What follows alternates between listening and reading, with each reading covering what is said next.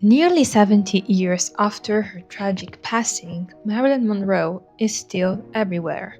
We see her face on posters, in fashion, and across social media. Her smile never faded, but while the world has finally recognized the intelligence behind her famous on screen persona, there is a side to her that remains deeply misunderstood. In fact, if you go to her Wikipedia page right now, you won't find most of the stories we're about to tell you today. Behind the meticulously crafted character of Marilyn was a woman named Norma Jean, a woman whose spirit, wit, and fierce empathy completely defied the era she lived in. Today, we look at the incredible humanitarian legacy of Marilyn Monroe, not as a victim, a tragedy, or just a glamorous icon, but as a brilliant strategist and a dedicated philanthropist who actively changed lives. Before we dive into the real Marilyn, make sure to hit that subscribe button so you never miss the true stories behind history's biggest icons. Marilyn's generosity wasn't a publicity stunt, it was a lifelong commitment.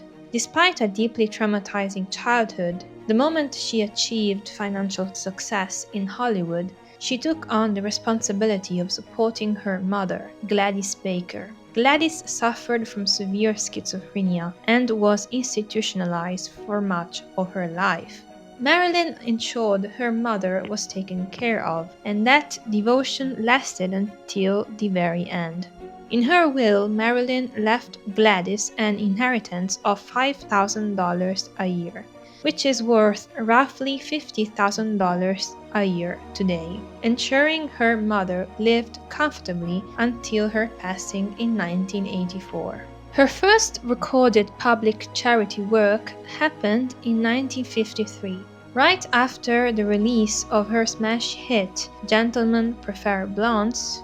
Marilyn and her co-star, Jane Russell, attended a massive charity event to help launch St. Jude's Hospital, successfully raising awareness and thousands of dollars for the cause. Marilyn's empathy quickly extended worldwide. During her 1954 honeymoon with Joe DiMaggio, she left her husband in Japan to fly to Korea, performing for over 100,000 US troops in just 4 days. Despite sub-zero temperatures, she wore her iconic tight sequined dress. Why? Because she knew those lonely men hadn't seen a woman in a long time.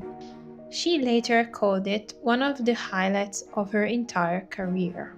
Later that same year, Marilyn used her rising power to champion the legendary Queen of Jazz, Ella Fitzgerald. For decades, a famous Hollywood story claimed Marilyn broke racial barriers by forcing Hollywood's elite Mocambo Club to book Ella in March of 1955, promising to sit in the front row every single night. But if you look closely at the history, the real story is a bit different. The Mocambo wasn't actually a segregated club.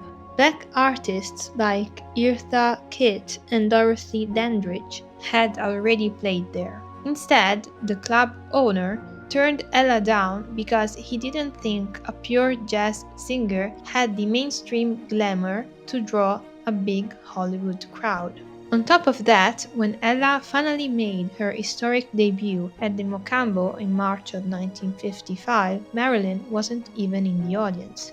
She was living across the country in New York City. But the core of Marilyn's kindness is 100% true. In late 1954, Marilyn met Ella at a small jazz club, became an instant fan, and personally called the Mocambo's owner to demand he book her, promising that her own star power would guarantee front-page press. Marilyn's lobbying worked, and it secured Ella her massive breakout gig. Years later, Ella stated in an interview that she wouldn't have to play in tiny clubs ever again, and that Marilyn was ahead of her time without even knowing it. In fact, when Marilyn was later asked who her favorite person and artist was, she simply answered, Ella Fitzgerald. By 1955, Marilyn was working alongside WAIF, an organization that placed abandoned children in homes. That same year, she made headlines at a star-studded circus at Madison Square Garden to benefit the Arthritis and Rheumatism Foundation. She famously made a grand entrance riding astride a giant pink elephant. To the public, it looked like a magical, glamorous Hollywood moment. But behind the scenes, it was a heartbreak. The event was incredibly stressful, and away from the cameras, Marilyn completely broke down and cried. Her friend and photographer, Milton Greene, had been the one to persuade her to participate in the stunt. Years later, long after her death, he expressed deep regret for pushing her into an experience that had brought her so much hidden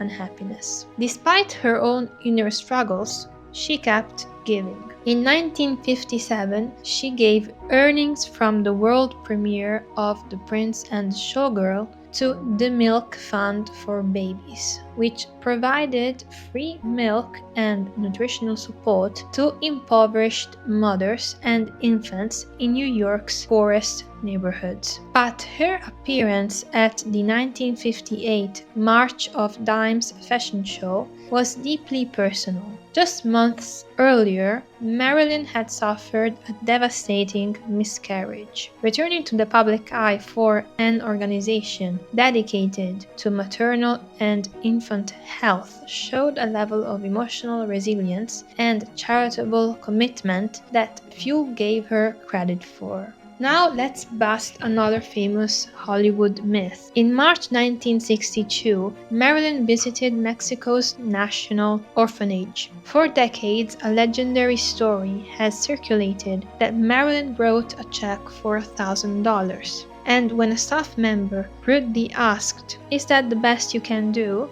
Marilyn tore up the check and wrote a new one for $10,000. So, is it true? It's completely false. Marilyn's actual personal financial bank statements from March 1st, 1962 prove she donated exactly $1,000. While the Hollywood drama version didn't happen, $1,000 back then was still a massive, life-changing donation for those children. What many people don't realize is how politically conscious Marilyn was. During the height of the Cold War, she became a founding member of SANE, the Committee for a Sane Nuclear Policy. She actively advocated for nuclear disarmament, using her media connections to push for peace. She once boldly told a reporter, "My nightmare is the H-bomb.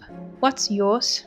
Among behind-the-scenes Hollywood workers, she was known for being incredibly protective. Her stand-in, Evelyn Moriarty, remembered Marilyn making a completely anonymous donation of $1,000 to a crew member on the set of Let's Make Love, who desperately needed the money to cover his wife's funeral expenses. Her final public appearance on her 36th birthday was at a muscular dystrophy charity baseball game, wearing her costume from her unfinished final movie. And her final act of generosity was her biggest. In her last will, she left 25% of her entire estate to her former psychiatrist, Dr. Marianne Chris. Knowing Marilyn's immense love for children, Dr. Chris used that money to fund the Anna Freud Children's Clinic in London, establishing the Monroe Young Family Center, which still helps disadvantaged families today. Marilyn Monroe spent her life hiding behind a character she created. But her true legacy isn't the glamour of the gossip. It's the quiet, revolutionary kindness of Norma Jean. What part of Marilyn's untold story surprised you the most? Let me know in the comments below. Leave a like if you enjoyed this video, and I'll see you in the next one.